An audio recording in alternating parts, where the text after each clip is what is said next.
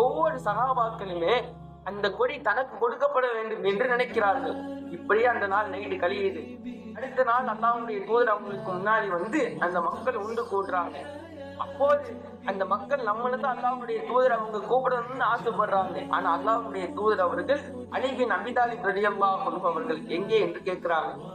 அப்போது அவங்களுக்கு கண்வலி என்று சொல்லப்படுகிறது. பிறகு அவர்கள் கூட்டிட்டு வரப்படுறாங்க.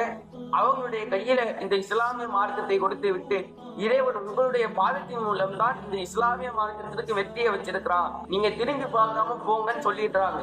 அலி ரலியல்லாஹு அன்ஹு அவர்கள் கூட கொஞ்ச தூரம் அப்படியே போறாங்க கொடியை வாங்கிட்டு. அவங்களுக்கு ஒரு சந்தேகம் வருது. அப்ப என்ன பண்றாங்க, அவங்க திரும்பி பார்க்காமலேயே அல்லாஹ்வின் தூதர் அவங்களை பார்த்து, ஹாதாமா உகாத்திலுன் நாஸ், இந்த மக்களிடத்தில் நாம் எவ்வாறு போரை அமைத்துக் கொள்வது என்று கேட்கிறார்கள்.